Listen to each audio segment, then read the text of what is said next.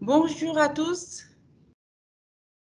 Nous nous excusons du retard. Donc, on devait faire certains paramétrages et attendre aussi les retardataires, hein, car je ne suis pas la seule. Très bien. Alors, je suis Kourouli, la responsable de la promotion des offres de formation du groupe Subdeco Dakar. On est très ravis de vous accueillir aujourd'hui pour traiter un autre thème. Nous avons l'habitude d'organiser des webinaires qui traitent des thèmes spécifiques. Le thème d'aujourd'hui est les enjeux de la conformité dans un contexte de forte exposition aux risques et de réglementation plus stricte, qui sera animé par M. Moussa Silla et M. Jean Aimé, qui sont des experts de la conformité. Sans plus tarder, je vais les présenter. Nous allons démarrer par M. Jean Aimé, qui est juriste d'affaires. Il a été en charge de la conformité au sein de la direction juridique de Orabank, puis responsable juridique et conformité des filiales africaines du groupe April, avant d'occuper des fonctions de country manager et de business development manager dans d'autres entreprises. Monsieur Jean Aimé est le responsable de ce master conformité. Donc, il va animer ce webinaire avec Monsieur Moussa Silla, qui est un spécialiste de la conformité, qui a fait ses débuts à la Société Générale en tant que chargé de la sécurité financière. Puis, il rejoint Orabank en tant que responsable service LabFT et veille réglementaire. Et ensuite, en tant que directeur conformité, M. Moussa Silla, également auteur du tout premier ouvrage, consacré à la conformité au niveau de la zone UEMOA. Alors aujourd'hui, beaucoup de questions seront traitées sur la conformité, comme c'est le thème de notre webinaire. Nous allons démarrer avec le responsable de programme, M. Jean Aimé, qui va traiter les questions suivantes. Il va définir dans un premier temps la conformité. Il va nous parler des enjeux de la conformité par les institutions bancaires et financières, la place de la conformité par rapport aux enjeux de la conformité entre objectifs et débouchés. Monsieur Jean Aimé, vous avez la parole. Merci beaucoup, Kouro. Bonjour tout le monde. Bonjour Moussa. Chers participants, bonjour. Je tenais avant tout à remercier la Direction générale pour la confiance qui est placée à ma personne de porter ce master conformité bancaire et contrôle des risques internes qui est avant tout une passion pour moi. Aussi, je suis très heureux de pouvoir co-animer ce webinaire avec mon jeune frère Moussa, qui est un très brillant intellectuel, un visage qui est devenu dans notre environnement le visage de la conformité bancaire, en tout cas dans l'espace UEMOA. Donc, pour moi, c'est vraiment une très grande fierté d'avoir Moussa pour animer ce webinaire à mes côtés. Alors, il faut dire que la conformité est un sujet d'actualité compte tenu des réglementations qui deviennent de plus en plus strictes, avec des obligations de vigilance qui s'imposent dès la plus petite transaction, donc des obligations de déclaration, des transactions allant sur des petits montants. Donc, désormais, même si certains montants ne sont pas détectés comme étant suspects, mais ils doivent faire toujours l'objet de vigilance et de déclaration.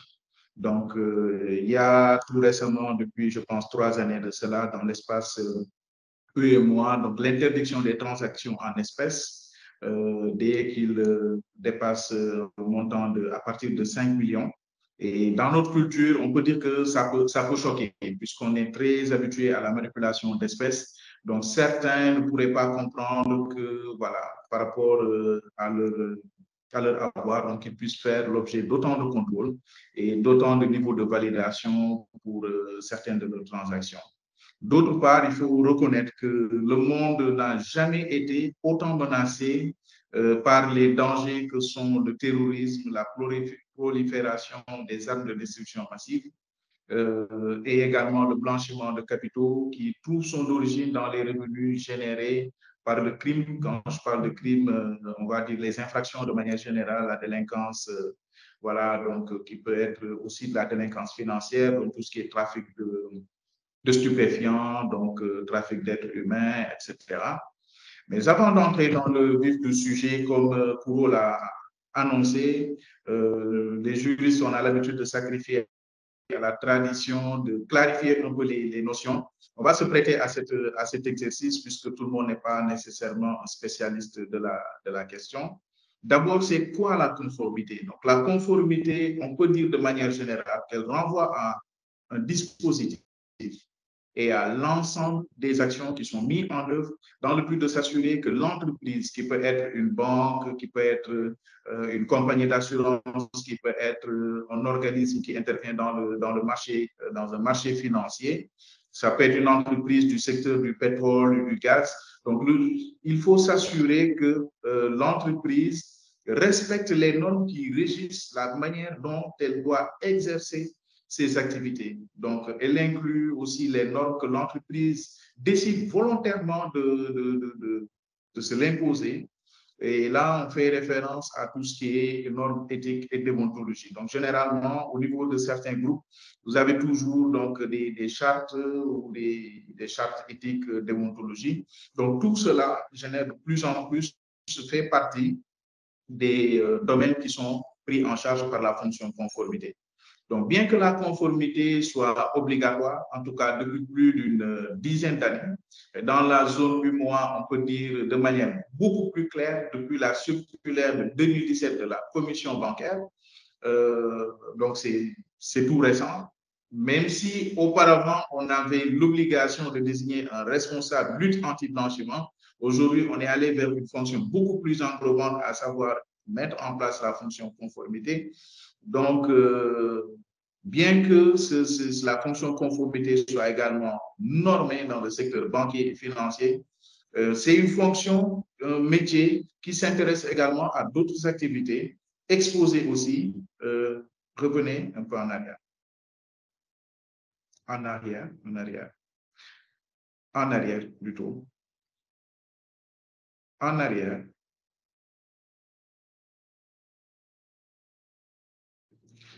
Donc, exposé également à des risques de blanchiment, de capitaux. Voilà, on parle un peu du secteur des assurances, de la banque, etc., du oil and gas, comme je l'ai évoqué tantôt. Donc, slide, s'il vous plaît, en arrière. Revenez en arrière. Non, en arrière. En haut, en haut. Voilà. Donc, à noter que la notion de conformité, par contre, qui est traduite en anglais par compliance, bon, qui fait plus fun d'ailleurs. Donc, à l'origine découle des normes du comité de Bâle II visant les activités bancaires et les risques de sanctions, et donc adoptées en 2004 et qui définissent la non-conformité comme le risque de sanctions judiciaires ou disciplinaires, de pertes financières, d'atteinte à la réputation. Et d'ailleurs, Moussa reviendra peut-être un peu plus en détail par rapport à ça. On dit que le risque réputationnel est un risque même qui est beaucoup plus,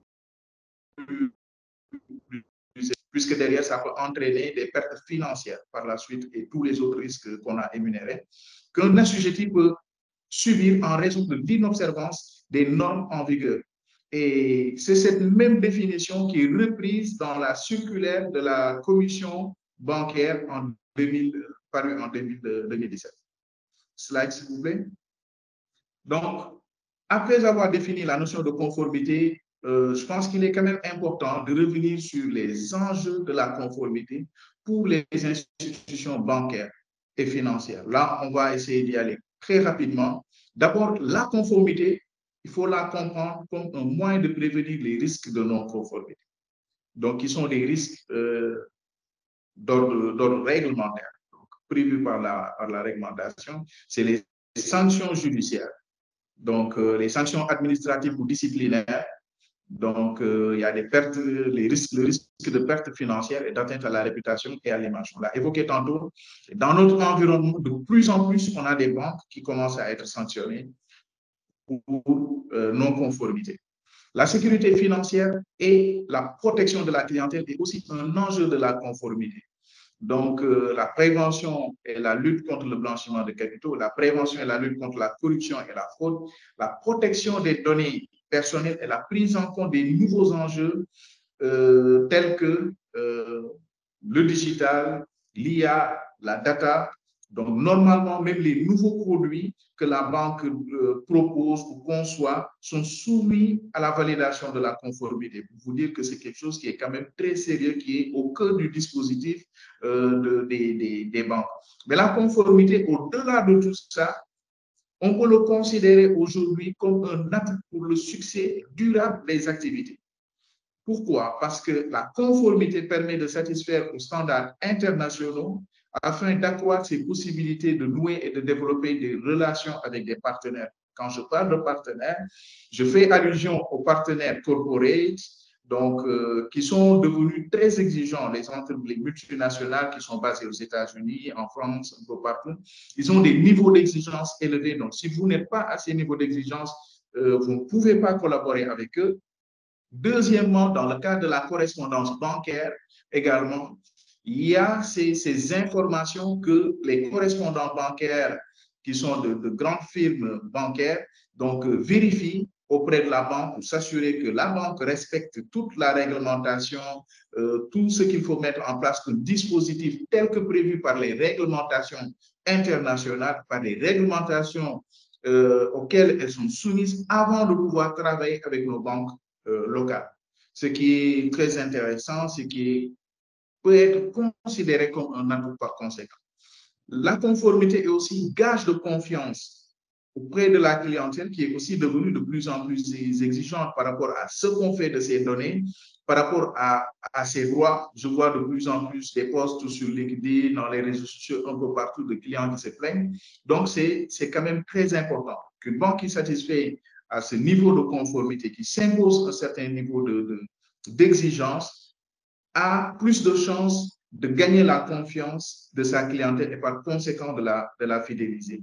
Donc, la conformité préserve également la performance commerciale, mais dans la durée, puisque si aujourd'hui une institution financière ou bancaire accepte de travailler avec une clientèle à risque, demain, lorsque ce client fera l'objet de poursuites, ça peut entamer l'image de la banque, donc la réputation de la banque, sans compter toutes les pertes financières qui peuvent découler de tout le montage qui a été fait en amont.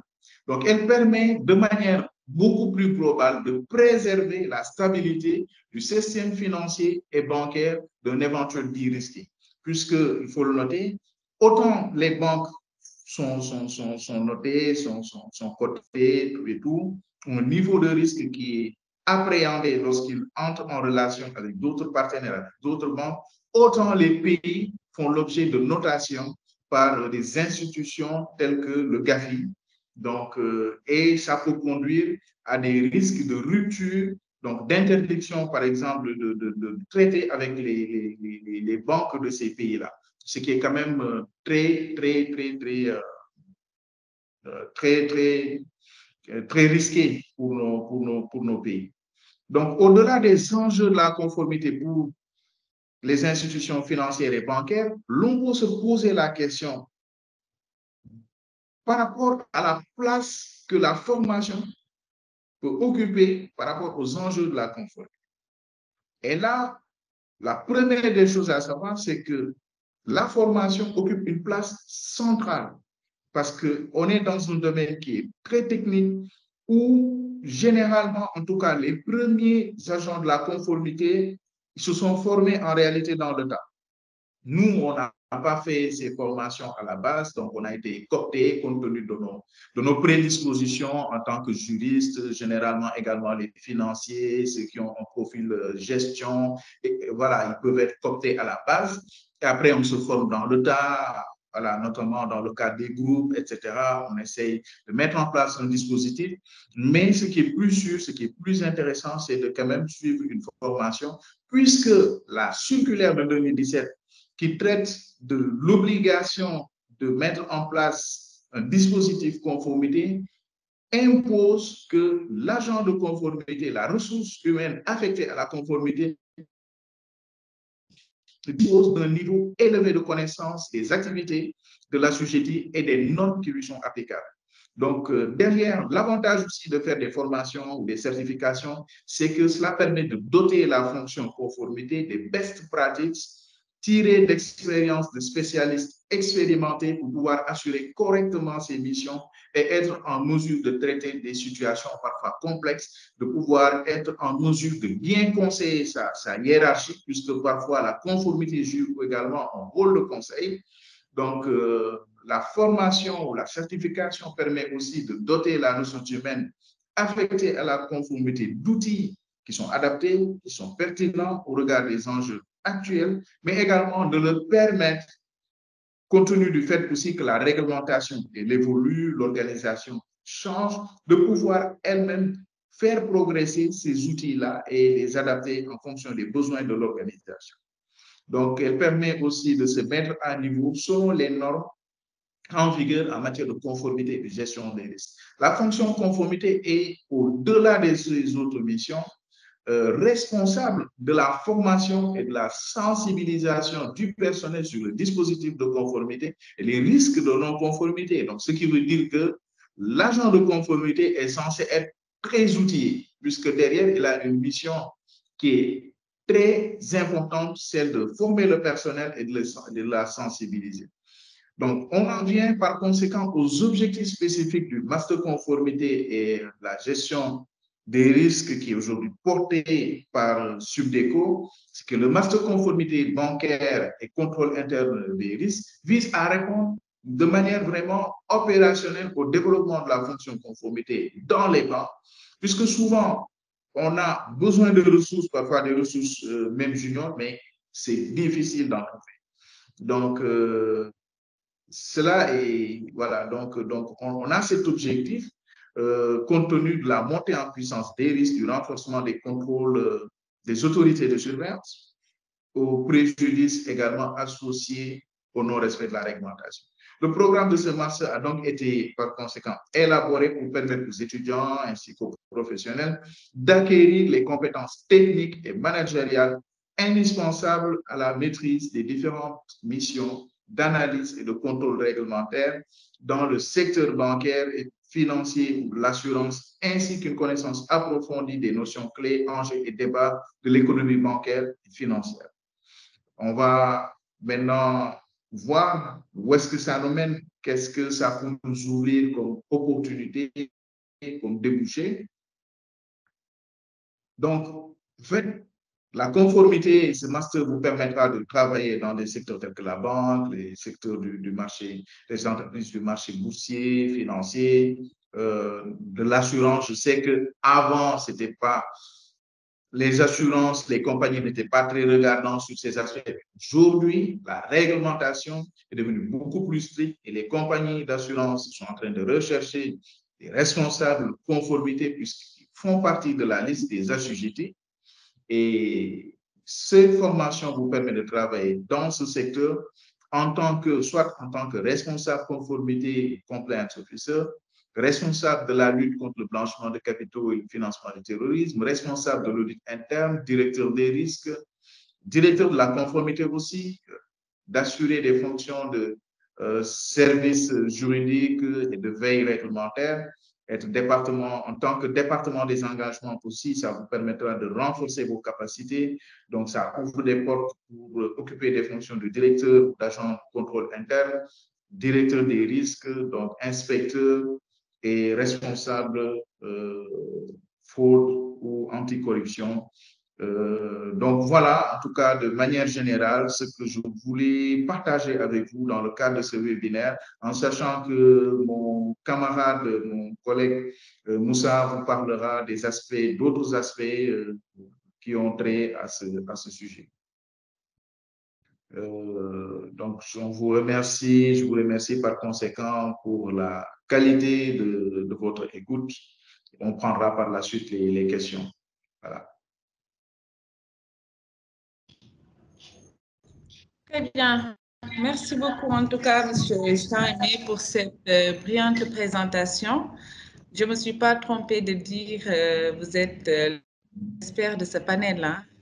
Vous êtes revenu en tout cas sur le rôle de la conformité, qui a un rôle de prévention avant tout, un rôle de prévention dans une entreprise. Elle est aussi garante de la sécurité financière est avant tout un atout pour le succès durable des activités d'une entreprise. Sans plus tarder, nous allons passer la parole à notre deuxième expert, M. Moussa Sylla, qui va revenir sur les risques auxquels les institutions financières, les risques auxquels les institutions financières font face, sont exposés, et aussi les dispositifs mis en place pour prévenir efficacement et traiter les risques de non-conformité dans une entreprise. Vous avez la parole, Monsieur Moussa Sylla.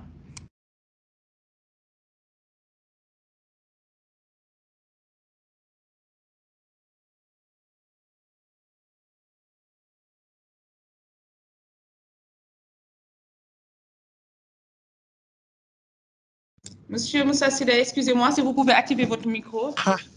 Désolé, désolé. Bon, je disais bonjour Kouro, bonjour Jean et bonjour à toutes les personnes qui sont connectées. Je suis particulièrement heureux d'être ici pour parler de ce domaine passionnant qu'est la conformité, qui est en quelque sorte une drogue pour moi. Et Jean fait partie de mes très grands mentors parce que il y a quelques années, on s'est connus sur LinkedIn, il a eu à me former, il m'a prodigué beaucoup de bons conseils. Et si aujourd'hui j'en suis arrivé là, je lui dois énormément de choses. Et bon, pour parler de la conformité dans les institutions financières, depuis quelque temps, on voit des communiqués de la commission bancaire, le collège de supervision, parce que le collège de supervision, c'est eux qui infligent des sanctions aux banques qui ne respectent pas les dispositions auxquelles elles sont assujetties. Et on voit de plus en plus, chaque mois, deux, trois banques sanctionnées pour des montants allant jusqu'à 300 millions. Ce qu'il faut savoir, c'est que la zone, elle est composée de 8 pays. Et 3 de ces pays font partie de la zone de la liste grise du GAFI, le Sénégal, le Mali et le Burkina Faso. Le GAFI leur a dit, mais comment ça se fait-il que vous faites partie de la liste grise et vous ne sanctionnez pas? C'est très bizarre. Et depuis lors, la commission bancaire, elle est beaucoup plus rigoureuse. Elle fait beaucoup plus de contrôles thématiques sur la LBC-FT. Et les banques qui ne sont pas conformes s'exposent à des sanctions. Et c'est ça l'intérêt de ce master-là. Aujourd'hui, pour mettre en place un dispositif de conformité, il faut d'abord maîtriser la conformité. Il faut maîtriser les principaux textes. Et si on ne les maîtrise pas, on ne pourra pas se défendre auprès de la direction générale. On a besoin de plus de ressources, on a besoin de tels outils. Mais si on ne fait pas ça, on risque de s'exposer à une amende de 300 millions. Et comme l'expliquait tout à l'heure Jean-Aimé, l'argent, on le paye, il revient. Mais le risque réputationnel, moi, à mon avis, c'est le principal risque auquel font face les institutions financières. D'autant plus que la plupart de leurs correspondants sont à l'extérieur et elles pourraient être tentées de faire le dérisking, c'est-à-dire arrêter toute relation avec les banques, avec les banques de la zone. Donc, aujourd'hui, les risques auxquels font face les institutions financières, c'est qu'il y a le risque de réputation, il y a le risque de sanctions et il y a à peu près ce qu'on pourrait dire le dérisking. Si aujourd'hui, votre correspondant bancaire dit que voilà, on ne veut plus travailler avec vous, les transactions en devises de nos clients, seront un peu plus difficiles et prendront du temps. Et nous avons constaté qu'aujourd'hui, une transaction en devise qui prenait, par exemple, 2 jours, prend maintenant une semaine parce que nos correspondants bancaires sont beaucoup plus regardants par rapport à ça. D'où l'intérêt que la zone se mette à niveau et les institutions financières, elles aussi, se mettent à niveau. Et Jean-Aimé, tout à l'heure, disait quelque chose de très, très, très important. La conformité assure la profitabilité dans le temps d'une banque. On peut avoir de gros bénéfices aujourd'hui parce que, voilà, on a été dans des transactions très bizarres. Demain, le régulateur le découvre. Sanction de 300 millions. Nos correspondants bancaires disent, bon, j'ai plus envie de travailler avec vous. Les bénéfices qu'on avait eus se transformeront en perte, d'où l'importance de savoir que la conformité, elle est stratégique. Elle n'est pas juste là pour vous dire faites, ne faites pas, mais elle apporte une grande valeur ajoutée à une entreprise ou une banque qui lui accorde de l'importance. Kouro, est-ce qu'on pourrait aller, s'il vous plaît, sur la prochaine slide? Voilà. Et pour la conformité regroupe deux choses, la prévention et l'application. Pour prévenir, il faut mettre en place un dispositif. Et hier, je faisais un post sur LinkedIn pour expliquer que voilà, dans le cadre de la lutte contre la corruption, les régulateurs ne se contentent pas que voilà, il n'y a pas eu de fait de corruption. Si on ne met pas en place un dispositif anticorruption, par exemple, on s'expose aussi à des sanctions. C'est le cas du FCPA, c'est le cas c'est la loi anticorruption des États-Unis, le UKBA, la loi anticorruption de l'Angleterre et la loi Sapin 2, le protocole aussi de la CEDEAO sur la lutte contre la corruption, que tous les pays de la zone ont ratifié aussi, met l'accent sur la prévention, c'est-à-dire la mise en place d'un dispositif anticorruption. Et d'une manière générale, la conformité requiert de mettre en place un dispositif. Et ce dispositif doit comprendre, avoir une cartographie des risques. Si on ne connaît pas les risques, on ne pourra pas trouver des moyens de les mitiger. Donc, c'est important. Si aujourd'hui, nous sommes responsables d'une fonction conformité, que ce soit dans une banque, dans une société d'assurance ou dans une entreprise qui n'est pas réglementée, il est important de mettre en place une cartographie des risques. Et à la suite de cela, on peut appliquer une approche basée sur les risques. Les risques ne sont pas pareils. Certains sont beaucoup plus exposés que d'autres. Je prends un exemple très simple. Aujourd'hui, Moussa Silla, j'ai fait des transactions très prévisibles. Chaque mois, je reçois mon salaire et j'en tire une partie pour subvenir aux besoins de ma famille. Je ne présente pas un grand risque. Mais une personne politiquement exposée, par exemple, parce que être PPE ne veut pas dire que voilà, on fait de la corruption, on fait du blanchiment, mais les risques sont plus élevés du côté des PPE, d'où l'importance d'avoir une vigilance plus renforcée à leur égard. Et après, il faut aussi un fort soutien du top management. Et généralement, ma compréhension de la conformité ne découle pas des textes réglementaires, mais de la lecture de livres psychologiques. Et parmi ces livres que je conseille à tout le monde, c'est Influence et manipulation, écrit par Robert Cialdini. Vous savez, l'autorité fait partie des mécanismes d'influence et de persuasion les plus efficaces et qui détient le pouvoir dans une banque, dans une entreprise. C'est le directeur général, c'est le conseil d'administration. Aujourd'hui, leur voix porte plus que la voix de Moussa Silla, qui est directeur de la conformité. Si le conseil d'administration, le directeur général montre à travers leurs actes, à travers leurs mots, que la conformité, elle est importante pour eux, la conformité deviendra de facto importante dans une entreprise. Donc, en tant que responsable ou directeur de la conformité, cherchons le soutien du top management. Quand on envoie des mails de sensibilisation, parfois, il faut les faire co-signer avec le directeur général. Ça porte beaucoup plus que si c'est juste nous qui l'avons écrit. Aussi compétents que nous soyons, aussi volontaires que nous soyons, si nous n'avons pas le soutien du top management, le dispositif de conformité ne sera pas du tout efficace.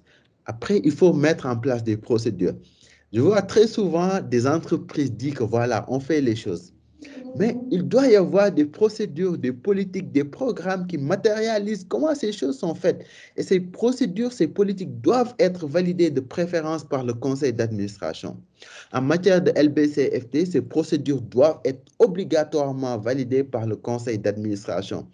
Et leur application, l'instruction 00709-2017 dit que leur application doit être assurée non pas par la fonction conformité, mais par la direction générale. C'est ce dont je parlais tout à l'heure sur l'importance du tone from the top, d'avoir le soutien du top management pour avoir un dispositif de conformité très solide. Et il peut y arriver que, voilà, on a mis en place un bon dispositif. On l'applique d'une manière volontaire, mais nous sommes des humains. Et l'entreprise, même si c'est une personne morale, ces actes sont faits par des personnes physiques et les personnes physiques sont faillibles. Donc, dans ce cas, subvient ce qu'on appelle un dysfonctionnement de conformité. On a mis en place un dispositif, ce qui est bon, on l'applique, mais bon, on a fait des erreurs. Dans ce cas, il faut mettre en place un plan d'action et suivre ce plan d'action pour que ce dysfonctionnement n'arrive plus. Je prends un exemple très simple. On parle très souvent de fraude. C'est malheureux. Bon, peut-être qu'on avait mis en place un bon dispositif de fraude, mais une personne a trouvé la faille. Bon, elle a fait des choses qui ne sont pas du tout bien. On découvre. Donc, c'est le moment d'améliorer le dispositif, de corriger les failles pour que telle fraude ne survienne pas à nouveau. Et c'est comme ça que le dispositif sera perfectible tous les jours. La conformité, elle n'est pas statique, mais elle est dynamique. Tous les jours, on découvre de nouvelles choses. Et si nous sommes statiques, que voilà, nous ne sommes pas flexibles, le dispositif ne sera plus performant parce qu'il y aura beaucoup de failles que d'autres personnes vont exploiter. Donc, il est important, quand on est dans la conformité, d'avoir cet esprit d'amélioration continue, de se dire que voilà, même si le dispositif il est bon, on pourrait toujours l'améliorer. Et après, le dispositif doit être audité. C'est pour cela que la conformité fait partie de la deuxième ligne de défense. L'audit fait partie de la troisième ligne de défense. La commission bancaire et les commissaires aux comptes font partie de la quatrième ligne de défense. Donc, la conformité, aussi volontaire qu'elle soit, elle peut aussi faire des erreurs et l'audit va venir voilà, dévoiler que voilà, telle chose n'a pas été bien faite et proposer des plans d'action aussi pour améliorer le dispositif. Et c'est pour ça, j'insiste toujours que la conformité et du Kaizen, c'est toujours de l'amélioration de l'amélioration continue. Il faut faire de la veille réglementaire. Tous les jours, les textes changent. Je ne sais pas si vous savez que dans la zone, dans les prochains mois, il y aura une nouvelle loi portant réglementation bancaire. Il y aura un nouveau règlement sur les relations financières extérieures de l'Union. Il y aura une nouvelle loi sur la lutte contre le blanchiment de capitaux et le financement du terrorisme. Donc, il ne faudra pas attendre que, voilà, qu'on vote la loi. Les textes sont déjà disponibles. Donc, c'est le moment pour nous, conformité, d'aller faire des recherches, de maîtriser ces lois. Et dès qu'elles seront votées, nous pourrons améliorer et mettre à jour le dispositif. Donc, la veille réglementaire, elle est importante. Donc, à chaque fois qu'il y a un nouveau texte qui nous concerne, il faut pouvoir l'identifier, l'expliquer aux collaborateurs qui sont concernés dans notre banque, dans nos sociétés d'assurance ou dans notre entreprise. Et après, il faut aussi former et beaucoup sensibiliser. La formation et la sensibilisation sont très importantes. Aujourd'hui, nous sommes peut-être 3% ou 4% de l'effectif d'une entreprise, la conformité. Donc, ce n'est pas à nous seuls, nous ne pourrons pas mettre en place un dispositif. Nous avons besoin du soutien de tout le monde. Ce n'est pas pour rien qu'on parle de première ligne de défense. Et si la première ligne de défense n'est pas formée, elle ne jouera pas son rôle. Les opérationnels, moi, je ne connais pas le client autant que le conseil de clientèle ou le responsable d'agence. Donc, si je les forme bien, donc, ils pourraient détecter des transactions atypiques du client. Et après, nous pourrons mettre en place un dispositif pour que, voilà, que notre banque, nos sociétés d'assurance ne soient pas utilisées pour faire du blanchiment de capitaux, du financement du terrorisme ou de la prolifération des armes de destruction massive. Donc, insistons beaucoup sur la formation, sur la sensibilisation, communiquons. Et je disais tout à l'heure que voilà, je comprends mieux la conformité en lisant des livres de psychologie. Et il y a un livre du prix Nobel d'économie, Richard Thaler, que je conseille à tout le monde. Donc, il faut aider les gens à bien faire leur travail. Et pour cela, il faut beaucoup insister sur les lacunes qu'ils ont, en parler. En un moment donné, si avant de faire une chose, ils demandent notre avis, ça veut dire que le dispositif il est en train de s'améliorer. Donc, c'est important la formation et la sensibilisation, d'où l'intérêt de ce master-là qui pourra nous permettre de monter en compétences. Et à quoi s'exposent les institutions financières qui ne respectent pas les réglementations? Je pense que ce sujet-là, je l'ai déjà abordé, donc je vais le balayer très rapidement. Elles s'exposent à des sanctions et des amendes du régulateur. Généralement, la commission bancaire, elle peut sanctionner jusqu'à 300 millions.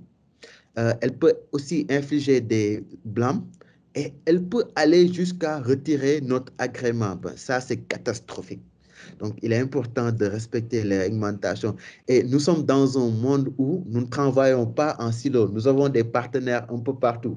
Dans la lutte contre le blanchiment, nous avons des correspondants bancaires qui ne veulent pas être utilisés par nous pour faire du blanchiment. Nous avons aussi des entreprises avec qui on travaille et qui ont qui sont assujetties à des lois anticorruption de portée extraterritoriale. Donc, elles veulent aussi s'assurer que nous avons un excellent dispositif anticorruption. D'ailleurs, le 9 décembre prochain sera la journée de lutte contre la corruption. Donc, il serait bien aujourd'hui que nous préparions un beau mail de sensibilisation pour parler de la corruption. Et nous sommes aussi au mois de décembre.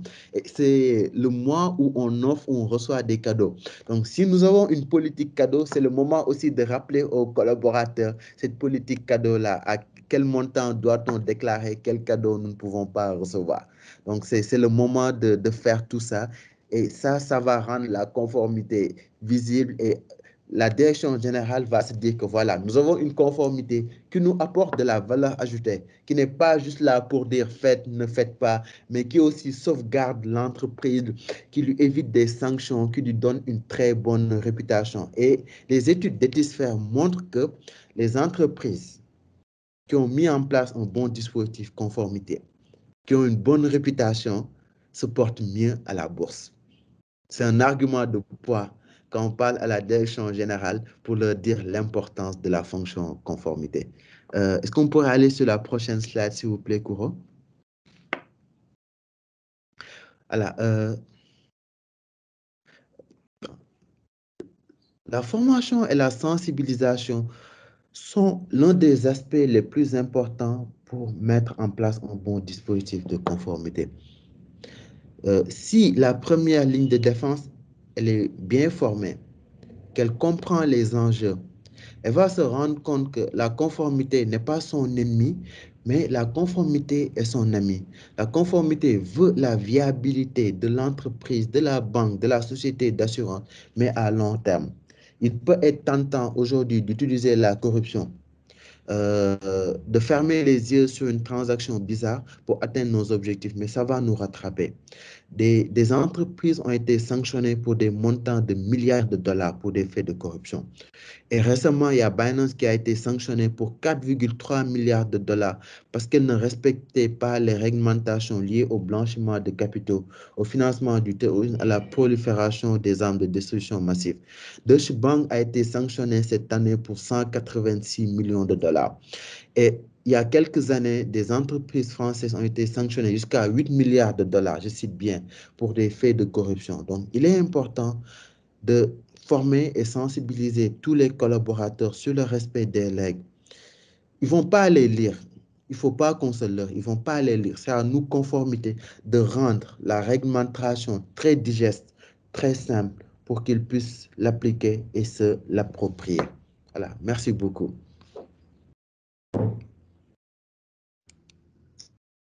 Très bien. Merci beaucoup, Monsieur Moussa Silla. Merci beaucoup, en tout cas, pour votre expérience, pour votre expertise. Et on sent dans les deux présentations que vraiment vous connaissez la conformité. Vous êtes revenus en tout cas vous deux sur la définition, sur l'importance aujourd'hui dans une entreprise d'appliquer la conformité. Et à présent, on va prendre les questions et les contributions également sont les bienvenues. Si vous voulez laisser une question, vous avez la possibilité sur les onglets qui s'affichent sur vos écrans d'écrire la question. Et si vous avez la possibilité de faire des contributions, vous avez la possibilité, vous pouvez, excusez-moi, lever la main. Et là, je vais vous donner l'accès, je vais activer votre micro et votre caméra. En tout cas, la première question qui nous a été posée par Abdul Nikiema, la question est de savoir, est-il possible de faire le master conformité à distance? Si oui, pouvons-nous avoir une idée sur le prix? Alors, pour l'instant, nous avons déroulé la formation en cours du soir et en cours de week-end. Donc, c'est les deux formats qui existent pour le moment, mais à partir de l'année prochaine, vous aurez, en tout cas ceux qui veulent, ont la possibilité de faire la formation en ligne. Maintenant, concernant le coût de la formation, les coûts avoisinent entre 1,3 million et 1,5 million pour une année. Maintenant, ceux qui sont intéressés, comme nous avons vos adresses mail, nous allons vous envoyer la plaquette de formation avec les objectifs énoncés tout à l'heure par M. Jean-Aimé. et aussi la lettre d'engagement où vous avez effectivement la possibilité de voir le coût et les facilités de paiement. Donc, si il y a d'autres questions, on pourrait les prendre. En attendant, peut-être M. Jean-Aimé ou M. Moussa Silla, si vous avez d'autres points peut-être à rajouter concernant le sujet, le temps que les participants se manifestent à travers des questions et des contributions. Bon, c'est bon pour moi pour le moment. Oui, pareil, on va patienter d'avoir peut-être 3 questions, comme ça on va répondre, je pense qu'on peut procéder ici.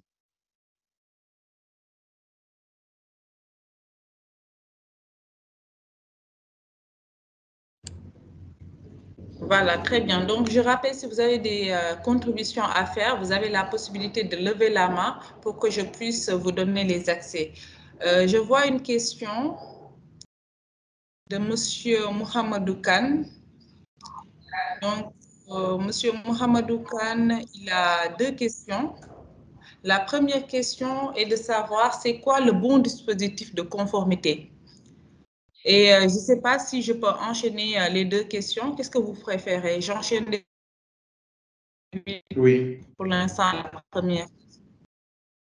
D'accord, j'enchaîne. Alors, la deuxième question, dans l'article 9 de l'instruction 0709-2017, donc 7 septembre 2017, sur la formation et l'information du personnel, cette instruction demande d'organiser des réunions d'information régulières pour des employés afin de les tenir au courant des évolutions quant aux techniques, méthodes et tendances de BCFT, ainsi qu'aux règles et procédures préventives en la matière. Entre parenthèses, qu'est-ce que la loi a voulu par une telle chose? Tout en sachant que si la banque a déjà son programme de formation qu'elle exécute et qu'elle envoie régulièrement des mails de sensibilisation sur les différentes thématiques ainsi que les flashs conformités sur les différentes procédures. J'aurais pu quand même vous donner la main, hein, Monsieur Kane. Donc, je répète la deuxième question, si vous me le permettez, bien sûr. Donc, dans l'article 9, c'est bon, vous avez bien noté, hein? C'est bon, on a bien noté. Voilà. Sauf peut-être Moussa, je ne sais pas.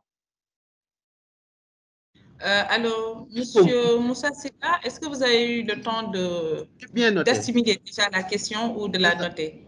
C'est ça, j'ai noté. Voilà, très bien. Donc, je vous donne la parole si vous pouvez revenir sur ces 2 questions. Et excusez-moi, alors, pour les autres, si vous pouvez aussi laisser vos commentaires ou lever la main pour que je vous passe la main. Voilà. Ok, rebonjour. La première question, je pense qu'elle est de M. Kana. Monsieur Kane, c'est la... Ok. La qualité d'un bon dispositif, c'est d'abord qu'il respecte les règles en vigueur. Aujourd'hui, on ne peut pas dire que voilà, ceci est la définition de la protection de la clientèle et vous allez prendre une autre définition. Donc, il faut mettre en place des choses qui respectent les réglementations en vigueur.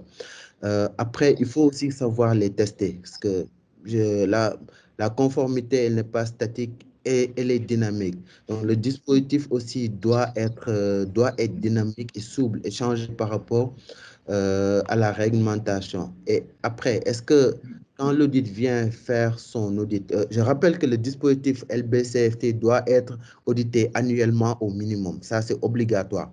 C'est l'instruction 00709-2017. C'est le sujet de la deuxième question qui le dit. Est-ce que l'audit trouve beaucoup de failles?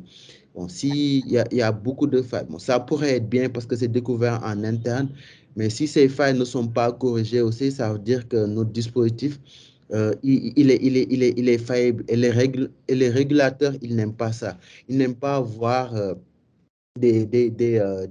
comment je vais dire, des points d'audit qui sont là éternellement. Donc, c'est aussi important.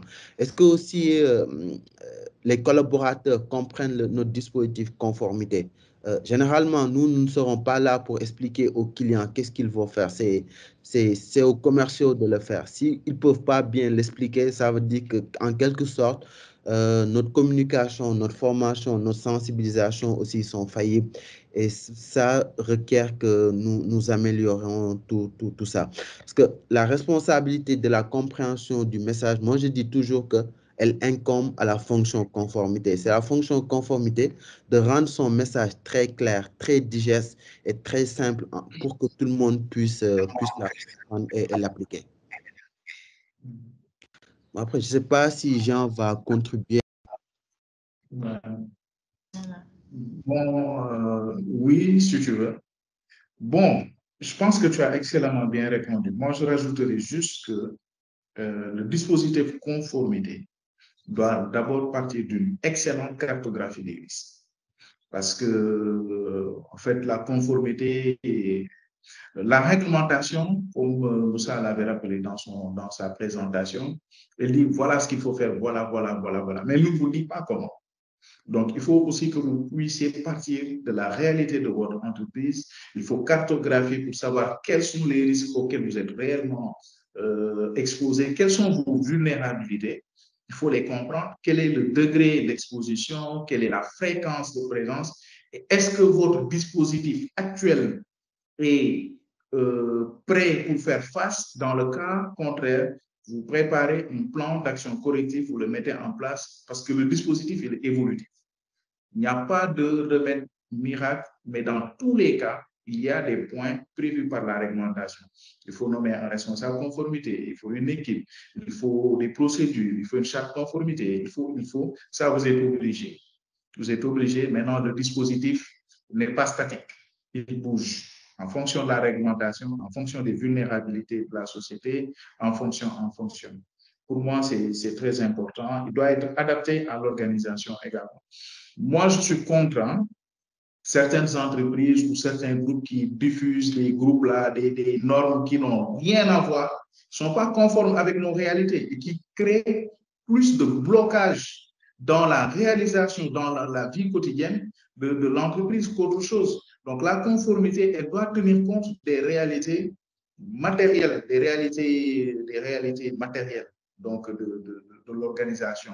Certes, l'entreprise qui appartient à un groupe doit tenir compte de l'environnement groupe, mais également, bon, comme on le dit en matière de changement climatique, on pense global, on agit local. C'est important, sinon ça n'a pas de sens d'avoir des responsables locaux. Moi, pour parler d'expérience, j'ai une fois fait face à un correspondant bancaire qui m'a demandé le CV des membres du comité de direction. Très bien. Je suis allé sur la note interprétative de la recommandation 10 du GAFI pour leur dire que déjà nous sommes assujettis, c'est-à-dire nous répondons aux critères d'entreprise soumise à une vigilance simplifiée et que l'identification du top management suffit. On n'a pas besoin du background de ceux qui sont derrière. Donc, c'est pour dire que c'est très important. Donc, il faut que ça soit vraiment cohérent et adapté à nos réalités, à nos économies. Très Donc, bien. derrière, il y a une autre question qui avait été posée, à savoir, oui, l'article 9 de la circulaire 2017 de la commission bancaire demande aujourd'hui, voilà, pourquoi organiser, quel est le sens aujourd'hui d'organiser des réunions d'information régulières sur l'évolution de la réglementation, en sachant que dans tous les cas, il y a des formations.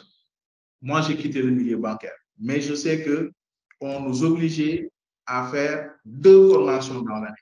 Mais entre 2 formations, vous avez combien de circulaires de la Banque centrale qui tombent? Combien d'instructions de la Banque centrale? Combien de textes qui peuvent avoir une incidence sur l'activité bancaire? Est-ce qu'on va attendre la prochaine formation pour faire les changements requis? Parce qu'à partir du moment où les textes entrent en vigueur, mais on n'a plus de prétexte. Par conséquent, c'est pourquoi la réglementation, justement, a prévu de faire une veille législative et réglementaire. Mais la veille législative et réglementaire, elle ne doit pas être mise dans les tiroirs, elle doit être diffusée. Mais non, peut-être le législateur a voulu derrière que ça soit vraiment que ça soit approprié. Parce que parfois, vous pouvez diffuser au comité de direction, les gens reçoivent, ils ne transmettent pas, ils n'exécutent pas.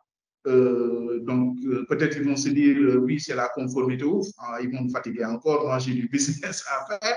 Donc, mais quand vous faites une réunion d'information, au moins c'est clair que les gens sont sensibilisés sur les évolutions de la réglementation et que demain, ils ne pourront pas dire qu'ils ne sont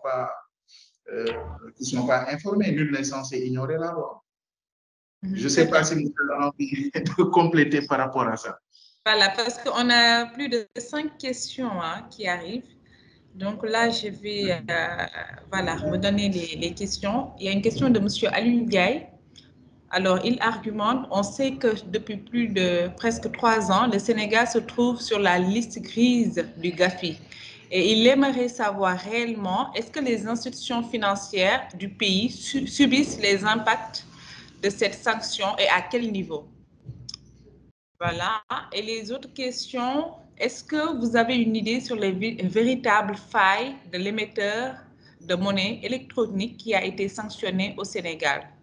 Voilà, c'est la deuxième question de M. Alioune Ndiaye. Alors, nous avons une troisième question de M. El Haj Taha. Bonjour, est-ce que cette concerne, est-ce que ce, voilà, en tout cas, je pense, est-ce que ce master, parce que la phrase n'est pas complète, concerne le secteur des forces de défense et de sécurité, comme la police nationale, par exemple? Voilà, si vous pouvez être beaucoup plus explicite, peut-être, M. Taha. Donc, la quatrième question vient de M. Mohamedou Djibril. Il souhaiterait savoir quels sont les dispositifs obligatoires que la CB exige aux institutions financières de mettre en place. Et une même question, en fait, il voulait dire, est-ce que ces spécialités concernent le secteur des forces de défense et de sécurité comme la police nationale? Voilà, c'est la question complète de M. El Haj Taha. Alors, la cinquième question, c'est Aristarque Ba, M. Aristarque Ba. Quelle posture la conformité doit-elle tenir à l'entrée en relation avec un ou des partenaires fichés sur la liste grise du GAFI? Voilà les 5 questions. Après, il y a une contribution d'une autre personne, mais je vous laisse peut-être répondre aux questions.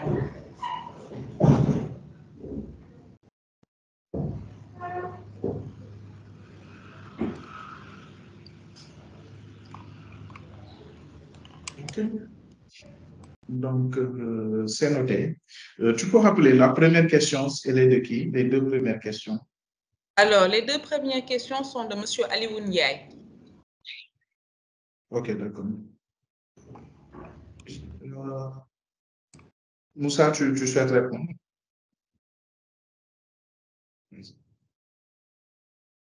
Donc, il demandait, le Sénégal est sur la liste grise depuis 3 ans. Je ne sais plus c'était quoi la question par rapport à ça. Je vais revenir sur la question.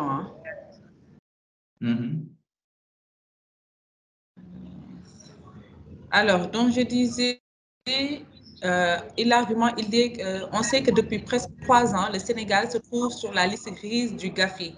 Et il aimerait savoir réellement, est-ce que les institutions financières du pays subissent les impacts de cette sanction et à quel niveau? Ah, ok, d'accord.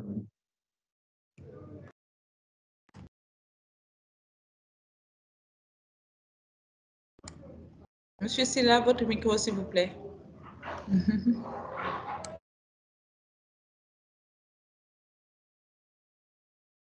Moussa, ton micro est fermé.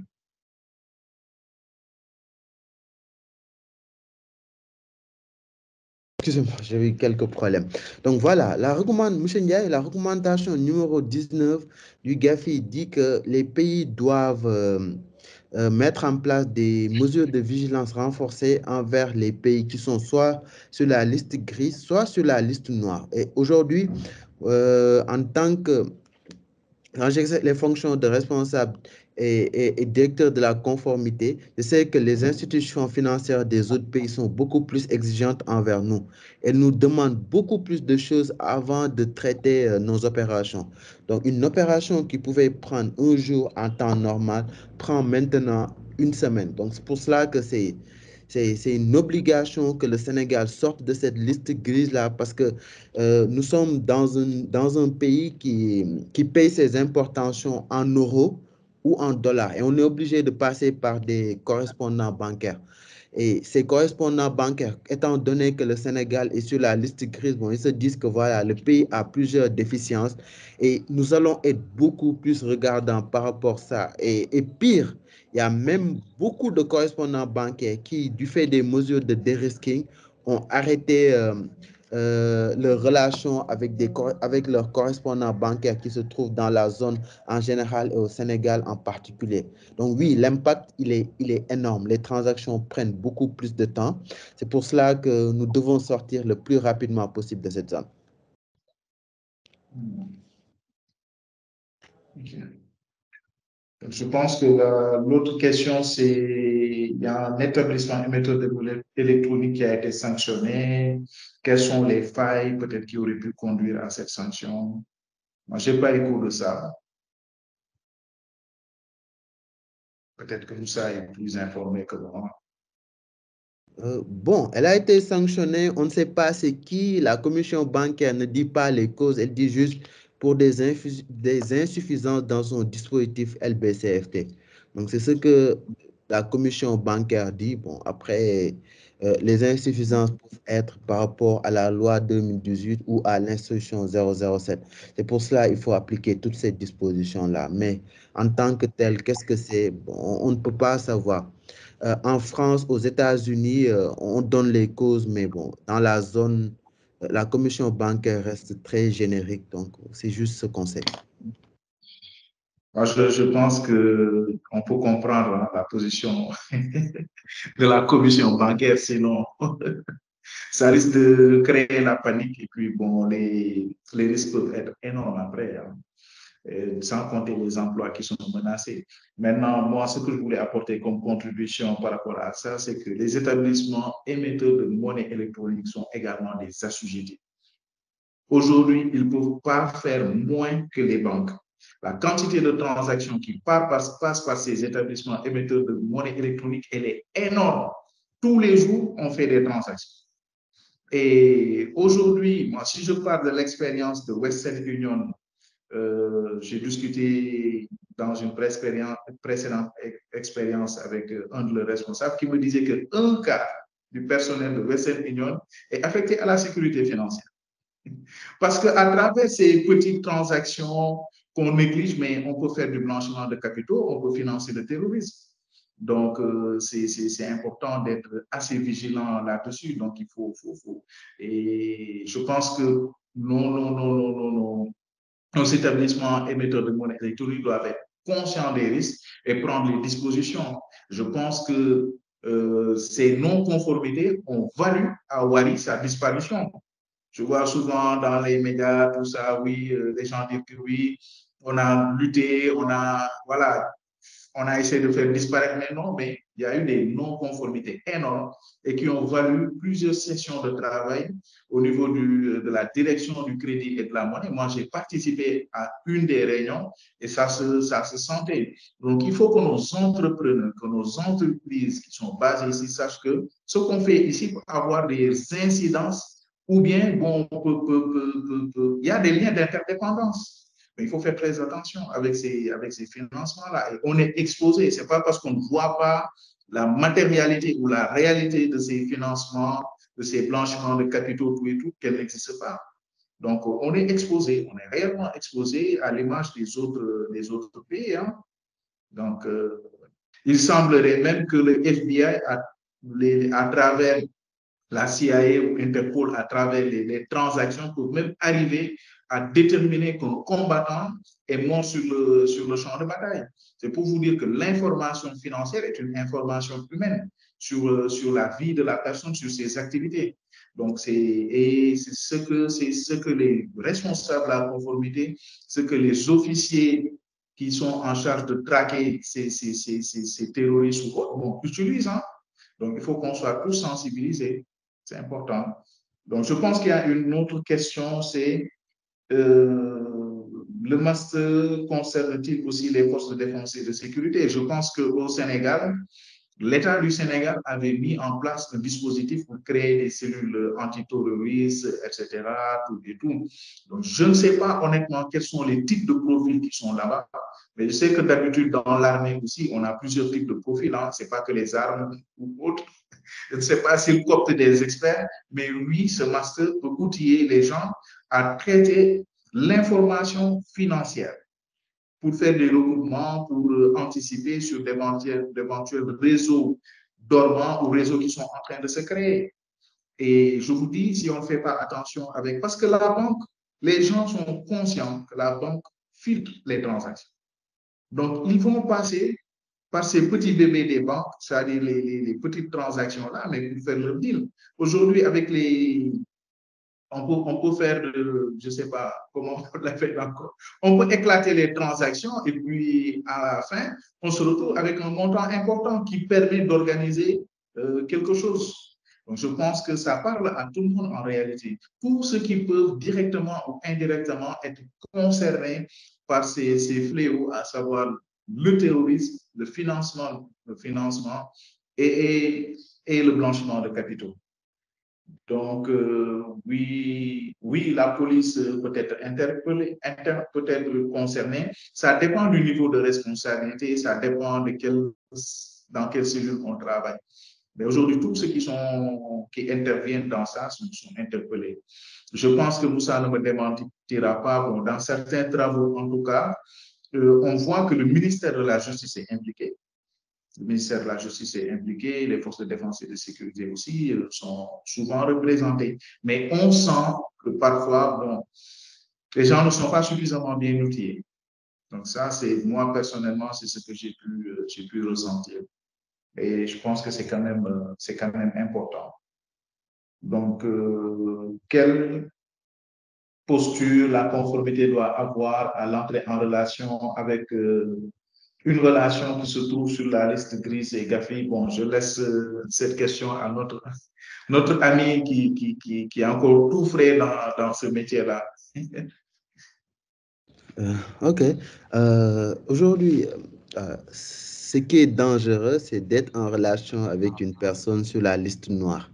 L'Iran, la Birmanie et la Corée du Nord. Pour ces personnes-là, en général, aucune banque n'a une appétence pour avoir des relations avec des personnes ou des entreprises de ces pays. Mais pour les personnes qui sont sur la liste grise, on va appeler des mesures de vigilance renforcées. Par exemple, personnellement, la conformité va approuver ces relations avec ces personnes. Pour les autres relations, à part les PPE ou les clients qu'on dit qui sont à risque élevé, la conformité va approuver. Et en outre aussi pour les personnes qui sont sur la liste GIF, et on va demander des informations complémentaires. On va aussi faire des recherches plus poussées sur Google, sur les outils qui sont disponibles pour voir si la personne n'a pas une mauvaise réputation, si elle n'a pas été impliquée dans des affaires louches. Ce n'est pas interdit, mais on renforce la vigilance en faisant des recherches complémentaires. C'est juste ça. Je n'ai rien à rajouter, hein, c'est très clair. Y a-t-il d'autres questions peut-être?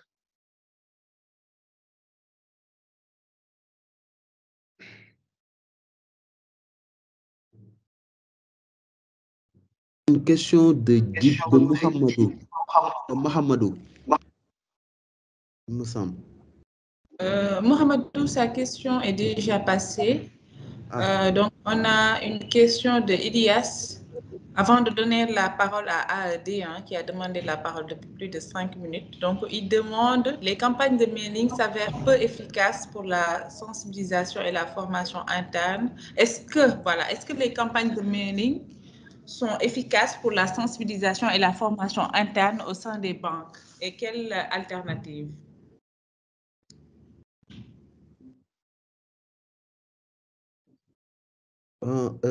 Elias, bon, ce que je dis, les gens, c'est dommage ou malheureux de le dire, mais la plupart des gens ne lisent pas. Ouais.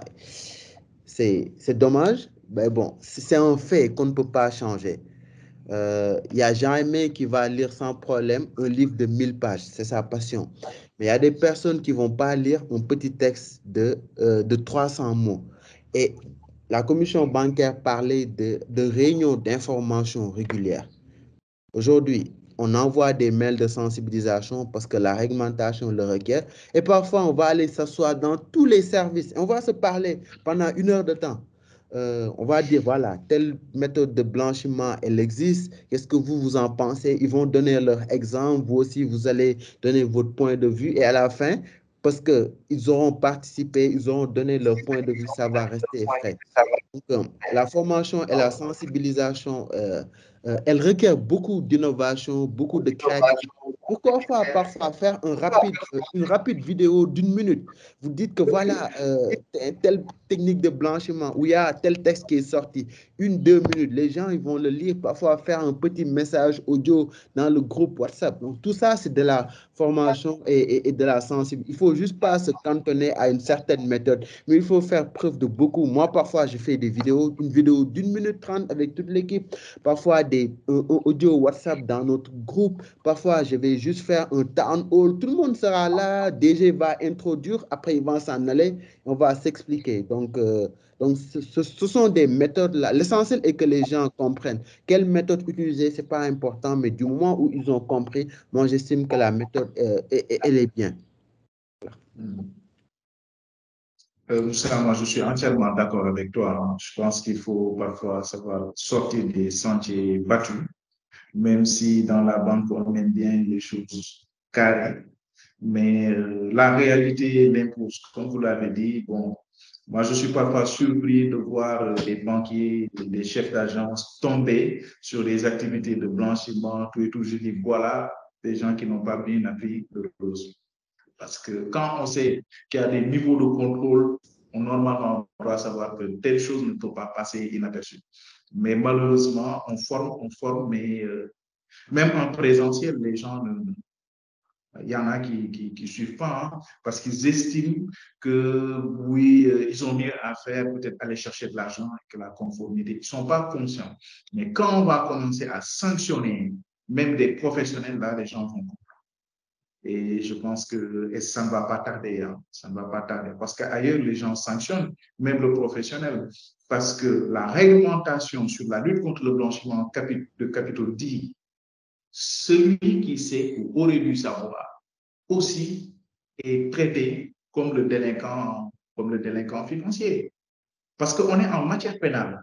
Moi, j'ai toujours prôné que le responsable lutte anti-blanchiment puisse faire ses déclarations de manière autonome, sans pour autant passer par une validation de la hiérarchie, du top management. Parce que le top management, c'est la fonction exploitation. Ils sont chargés de faire du chiffre.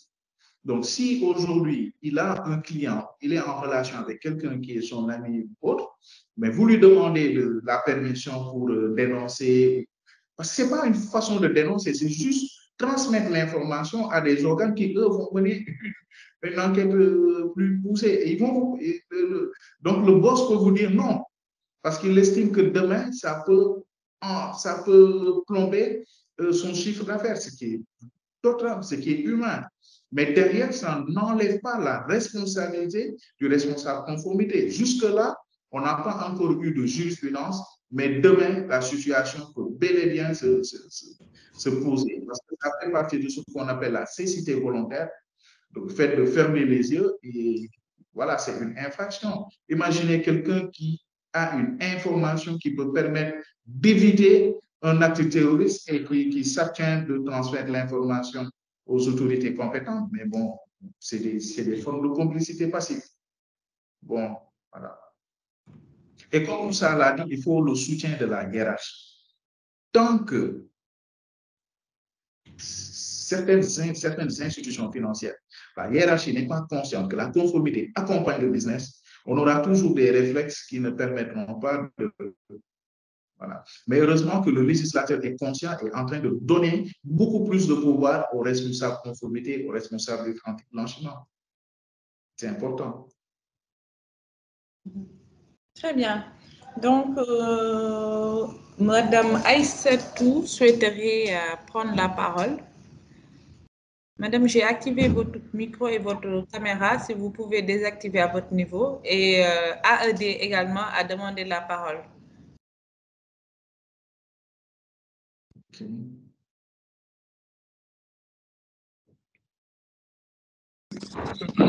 Oui, allô, bonjour madame.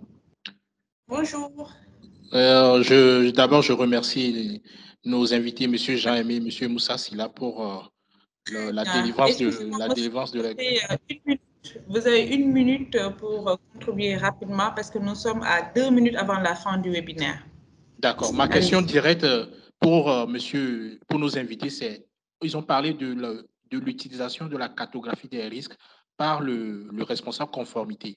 Ma question est, la cartographie des risques que l'entreprise utilise, qui est élaborée par le risque manager, c'est la même cartographie des risques que le responsable conformité utilisera, ou bien il y aura une autre cartographie des risques spéciale pour le responsable conformité. Merci.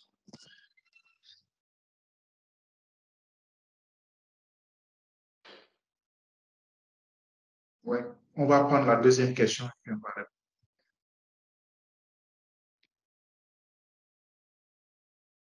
Pour Aïssatou, on est pratiquement à la limite du temps. J'espère que ça ne va pas couper. Les questions sont intéressantes quand même. Donc, Aïssatou, le temps qu'elle désactive son micro, je vais enchaîner la deuxième question en commentaire. Quels sont les outils efficaces que vous nous suggérez pour lutter contre le blanchiment de capitaux?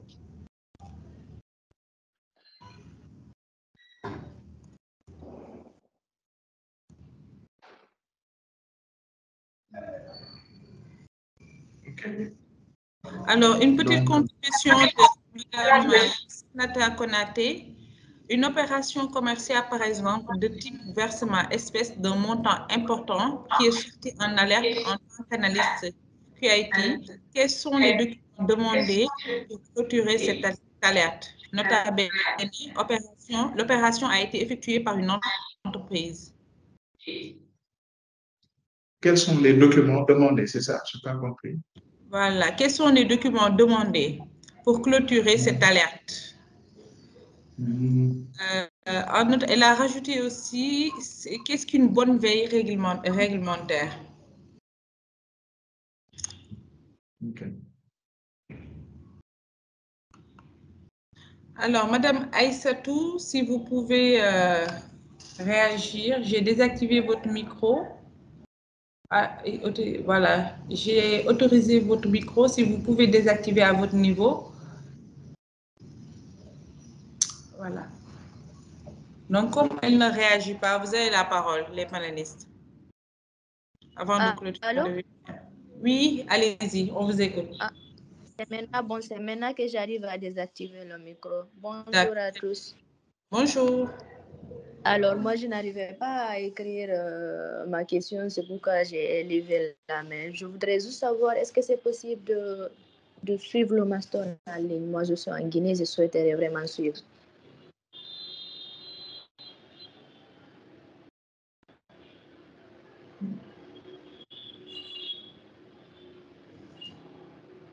Allô, c'est noté? On va commencer à y penser sérieusement. Allô, vous m'avez... Moussa? Très bien. Oui. Moussa, je te laisse. OK. Je pense que pour la cartographie, c'était notre fameuse discussion d'hier.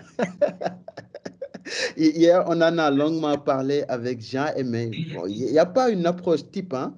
Donc, on peut avoir une cartographie. La cartographie des risques, d'une manière générale, elle est obligatoire d'après la circulaire 04-2017. Mais la cartographie LBC-FT aussi, elle est obligatoire. Donc, on peut mettre les deux ensemble ou on peut les séparer. Moi, personnellement, je préfère avoir des cartographies séparées. Bon, ça, c'est c'est mon choix personnel, hein, mais bon, si on fait l'autre aussi, c'est pas gênant. Donc, c'est à vous de voir en fonction de votre spécificité si vous allez faire une cartographie unique pour l'ensemble des risques, que ce soit la fraude, la liquidité, la LBCFT, ou vous allez faire des cartographies séparées.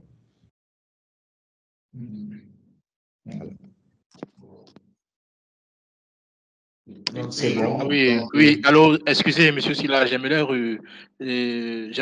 réagir encore par rapport, lorsque vous parlez du choix de faire une cartographie des risques séparés, c'est-à-dire d'avoir une cartographie des risques pour les risques généraux de l'entreprise et avoir une cartographie des risques pour le LBCFT, tout ce qui concerne la conformité. Mais nous savons que la cartographie des risques, le processus ou bien le cadre organisationnel même est accompagné par le risque manager. Maintenant, à quel moment, si on veut faire la cartographie des risques pour la conformité, le RGPD, la protection de données, en tout cas ce qui concerne le responsable conformité, est-ce qu'il sera dans le processus avec le risque manager? C'est-à-dire que moi, j'ai l'impression comme si quelqu'un va mettre des pieds pas de bande à un moment donné du processus, au fait. Vous savez, ce qui est intéressant, si on regarde la circulaire 04-2017, on dit que la conformité fait partie des fonctions de risque. Et après, la circulaire précise que la conformité sera traitée plus en détail dans la circulaire 05-2017. Parce que M. Jean-Aimé a défini le risque de conformité, de non-conformité. Donc, c'est un risque, attention. Mais bon, c'est un risque spécifique de la même manière que la fraude est un risque, les risques opérationnels sont des risques, le risque de liquidité est un risque, et la protection des données à caractère personnel. Bon, même si la loi ne prévoit pas dans sous nos cieux une cartographie, mais bon, avec le RGPD, c'est autre chose. Moi, ce qui serait bien, plus on associe les personnes qui sont dans l'entreprise, mieux c'est. Parce que la conformité ne fait pas plus de 5% de l'entreprise. Elle ne connaît pas tout. Elle ne connaît pas les risques auxquels font face les collaborateurs. Et pour donner un exemple, dans le cadre de la loi Sapin 2, la cartographie des risques de corruption, ce que prône l'AFA, l'Agence française anticorruption, c'est que la cartographie des risques doit être faite par le top management. C'est l'organe exécutif, ce sont les personnes qui font partie du CODIR. Donc, juste pour dire que la cartographie, plus c'est large, plus on associe les personnes et mieux c'est. Il ne faut pas que la conformité soit en silo, il faut qu'elle travaille avec tout le monde. D'accord. Moi, je vais peut-être partager mon expérience. Bon, sa question est très pertinente et je pense que les professionnels qui sont dans le contrôle avec lesquels j'ai parlé, c'est toujours leur préoccupation. Aujourd'hui, le risque, c'est que la cartographie des risques réglementaires, ce qu'on appelle la cartographie réglementaire, c'est un peu plus technique. Aujourd'hui, en termes de méthodologie, rien n'empêche le responsable conformité de s'isoler compte tenu de sa technicité, de faire son travail, parce que celui qui est moins formé peut ne pas connaître, en fait, ou peut émettre des idées qui ne sont pas pertinentes par rapport à la cartographie. Bon, nous, quand j'étais dans le groupe April, on avait scindé, on utilisait le même outil, hein, confirmé parallèlement Moussa, c'est le même outil, c'est exactement les mêmes rubriques, sauf que le processus n'était pas le même. Donc, par rapport à la cartographie qui est pilotée par le risk management, ça, on était dans une démarche inclusive. Donc, tout le monde, les métiers, les trucs, etc., le commercial, l'informatique, donc tout le monde était associé. Par contre, lorsqu'il s'agissait avec des niveaux de validation, bien entendu, par contre, lorsqu'il s'agissait de la conformité, c'est le responsable conformité qui le fait, s'enferme dans son bureau, qui fait son truc, etc. Et après, qui co-valide avec le directeur général et ensuite une deuxième validation au niveau du groupe. Mais la validation du conformité prime sur celle du DG, puisque le DG peut ne pas être outillé, en fait, pour comprendre que oui, ça c'est la réglementation, c'est comme ça qu'on doit le faire, ou bien pour des intérêts X, pour refuser qu'on mette en exergue certains risques. Donc c'est là où le responsable conformité a la main. Et c'est un scénario qui s'est passé, que j'ai vécu, où moi j'ai eu la primeur hein, sur le directeur juridique. Donc je pense que bon, c'est des interrogations. Après, chaque organisation fera à sa manière. Mais moi, je suis plus à l'aise par rapport à la cartographie des risques réglementaires que le responsable conformité, quel que soit le processus, est le dernier mot.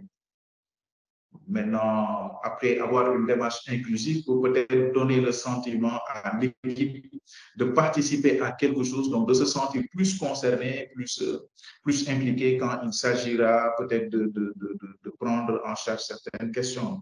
Donc, pour moi, c'est une question d'arbitrage hein, au niveau du top management. Mais les outils sont, on va dire, les mêmes. Les outils sont les mêmes. Voilà. Donc, quel outil efficace? Je ne sais pas si on a répondu à la question.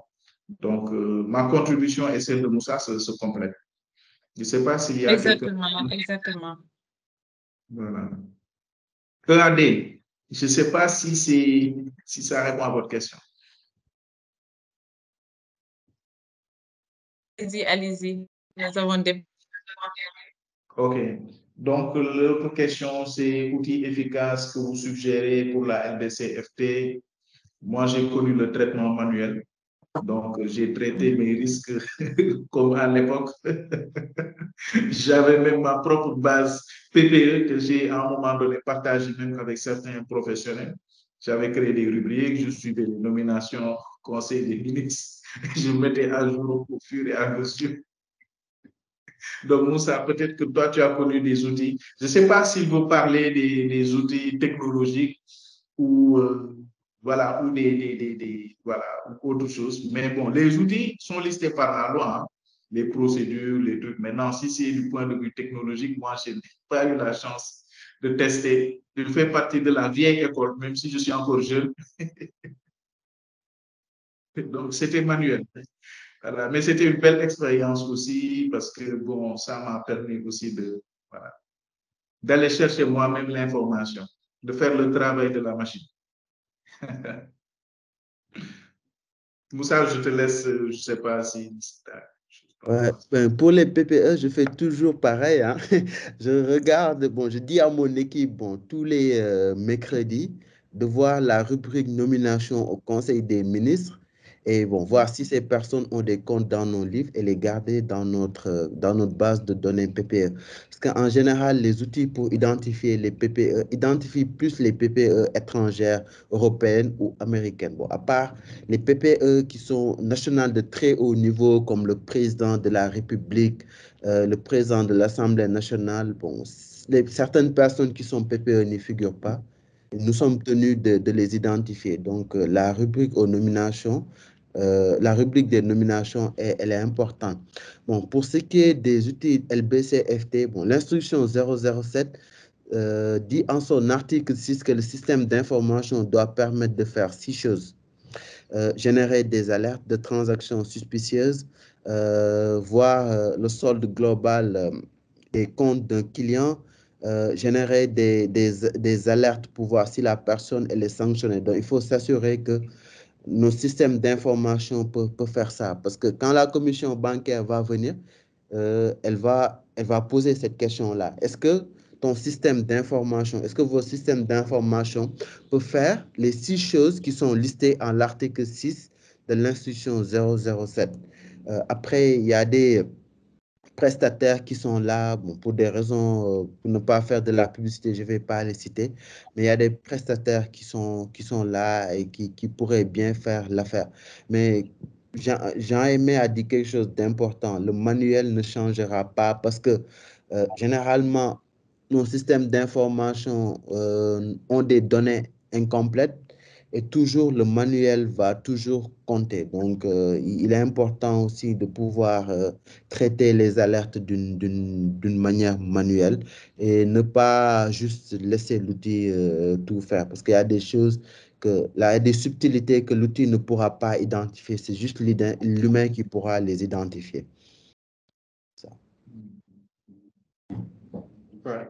Donc, je n'ai rien à rajouter à ce niveau. Donc, il y a une autre question par rapport à une opération commerciale qui génère une alerte. Je ne sais pas quel document demander afin de clôturer l'alerte. Je ne sais pas si je l'ai bien résumé, mais bon, c'est ce que j'ai pu noter. Bon, là, la question n'est pas très précise parce que ça dépend du type d'alerte. Moussa, je ne sais pas toi ce que tu en penses. Bon, comment je l'interprète, c'est que le client est venu faire un versement en espèces et le système d'information ou l'outil d'alerte a généré une alerte de transaction suspicieuse, je me répète. Donc, dans ce cas, il faut des documents probants. On ne peut pas se contenter que j'ai vendu ça. Non, il faut que le client puisse produire des documents probants pour s'assurer que, voilà, que la transaction elle est cohérente. Et aussi, si on regarde le profil du client, est-ce que son profil peut lui permettre de faire ce genre de choses? Certaines entreprises qui, par exemple, Casino, Auchan, qui viennent verser beaucoup de montants en espèces, c'est plus ou moins normal, même si on doit toujours être vigilant. Mais Moussa Assila, qui vient un jour, qui crée son entreprise, 2 mois plus tard, vient verser 200 millions en espèces, c'est très suspicieux. Et s'il n'y a pas de documents qui sont très probants, très clairs, à mon avis, il faudrait mieux faire une déclaration d'opération suspecte. C'est ça qui nous protège et qui protège l'institution financière.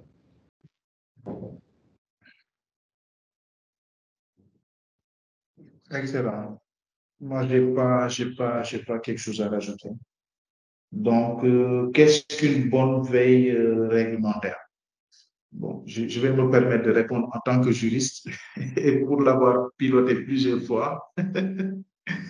Bon, pour moi, une bonne veille réglementaire, d'abord, c'est le périmètre de recherche des informations. Quand on fait de la veille législative et réglementaire, il faut chercher l'information dans toutes les sources crédibles. Moi, ma première source, c'est le journal officiel. Déjà. Donc ça, une banque qui n'est pas abonnée au journal officiel, pour moi, c'est problématique. Deuxièmement, il faut tous les jours regarder le site de la Banque centrale parce que le JO, parfois, peut avoir du retard par rapport à certaines réglementations qui tombent directement de la Banque centrale. Et après, il faut faire de la veille. Pour moi, un responsable conformité doit avoir des réflexions. Il faut tous les jours, chaque matin, ouvrir le site du GAFI, la Banque centrale, CREMEF, etc. Voilà, suivre certaines informations, être abonné au JO. Et puis, faire ça. Après, il faut faire une bonne veille législative et réglementaire aussi, minimum, c'est 3 mois.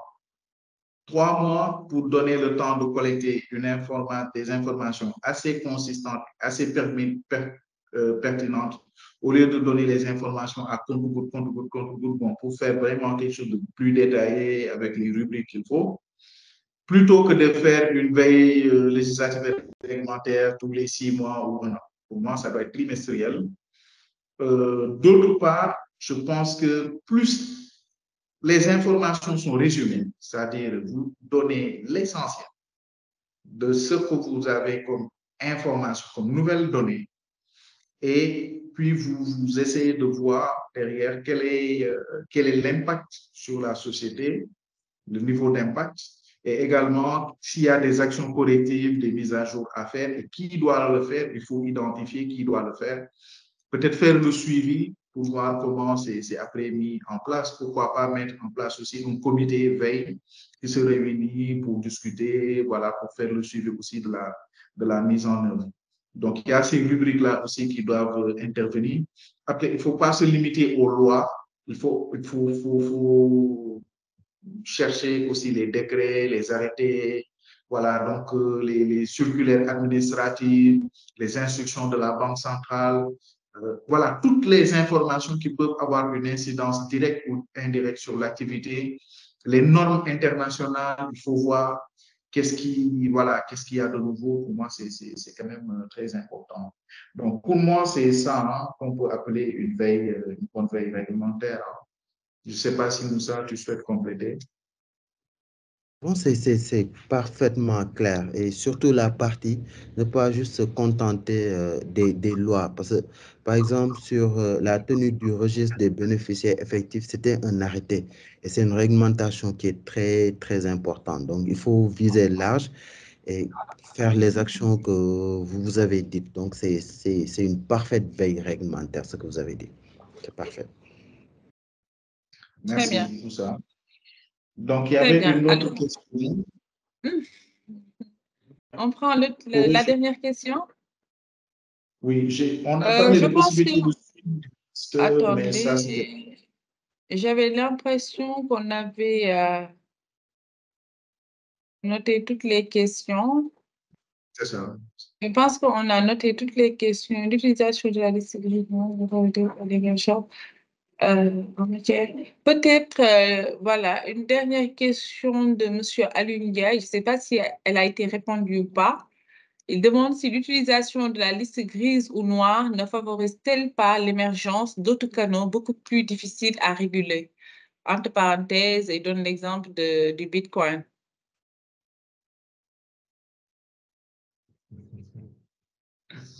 Bon, ça. Oui, en un moment donné, Bitcoin était vraiment à la mode parce qu'on disait que voilà, ça peut permettre de favoriser les transactions anonymes ou liées à des faits de blanchiment de capitaux et financement du terrorisme. Mais si on regarde l'affaire Binance, les régulateurs sont dans une logique de les réprimer. Et même si aujourd'hui, voilà, on peut utiliser le Bitcoin pour ces activités-là, les régulateurs ne vont pas laisser passer. FTX est presque en faillite et son fondateur est en prison. Binance a reçu une amende de 4,3 milliards de dollars. Le Bitcoin a connu, je pense, récemment une importante baisse. Donc, il y a une logique de les réprimer. Les régulateurs ne sont pas toujours en avance. Mais quand ils s'y mettent, ils s'y mettent vraiment. Je n'ai rien à rajouter. Hein. Très bien. Alors, est-ce qu'on peut prendre peut-être les mots de la fin des intervenants, de Jean-Aimé et de Moussa Silla, afin de clôturer le webinaire? À tout seigneur, tout honneur, hein, Moussa. Voilà, tout d'abord, ça a été un honneur pour moi d'être avec Jean-Aimé. C'est la première fois qu'on partage, entre guillemets, une scène ensemble. Et j'en suis sorti grandi parce que j'ai pris beaucoup de notes. J'ai pris beaucoup de notes de ces interventions. J'ai pris beaucoup de notes aussi des interventions, des questions des personnes qui ont assisté à ce webinaire. Et voilà, mes connaissances se sont accrues, ce qui montre qu'on peut toujours apprendre et on peut apprendre de tout le monde. Donc, ça a été un plaisir pour moi de discuter avec vous sur la conformité et même au-delà de la conformité. Et inscrivez-vous à ce master-là. Ça peut permettre de monter en compétences et de nous voir ouvrir beaucoup de portes dans la conformité, dans le risque, dans le contrôle, dans la fraude. Toutes les personnes qui sont là, moi, je vois des personnes déterminées et qui, en 2024, pourront être des responsables ou s'ils ne sont pas, ou s'ils sont des responsables et directeurs, s'ils sont des directeurs, aller au-delà de la fonction de directeur. Donc, merci encore une fois et au plaisir de vous retrouver. Monsieur Jean-Aimé? Oui, merci Kouro. Je pense que la conformité, comme je l'ai dit à l'entente de mon propos, suscite toujours beaucoup d'intérêt parce qu'on part du commerce de l'argent qui fait vivre le monde en réalité. Donc, pour moi, c'est toujours un réel plaisir hein, de parler de ces sujets. Aujourd'hui, j'ai la chance, tout ça, c'est moi qui suis honoré hein, de partager ce webinaire avec toi. C'est un immense plaisir, c'est un immense honneur. Félicitations au groupe Subdeco pour l'initiative. Nous vous invitons et nous espérons voilà, vous comptez dans ce master conformité où des experts vraiment de taille, qui ont aussi l'expérience, vont dispenser les enseignements. C'est une opportunité pour renforcer les compétences, pour crédibiliser voilà, les responsables, mais aussi pour permettre à des étudiants de s'offrir plus de chances d'intégrer les directions conformité des banques. Je reçois souvent des demandes de stagiaires avec 2 ans d'expérience, mais on n'en trouve pas, ou des débutants, etc. Donc, c'est ça un peu l'avantage. Les questions, les contributions ont été très pertinentes, très pertinentes. Et comme Moussa l'a dit, on en apprend toujours. Et voilà, ça fait plaisir. Merci encore. On espère avoir répondu correctement aux attentes et on se donne rendez-vous à très bientôt, Inch'Allah. Très bien, très bien. Merci beaucoup en tout cas aux panélistes pour la qualité des interventions. Nous remercions aux participants, aux invités de s'être connectés jusqu'à cette heure-ci parce qu'on a dépassé le temps de 20 minutes. On a remercié en tout cas aux panélistes qui nous ont vraiment accordé du temps pour ne serait-ce que expliciter et répondre aux questions des invités. Donc, moi, je vous donne rendez-vous dans un autre webinaire pour un autre thème. Merci beaucoup à tous et à très bientôt. Merci. Ouais.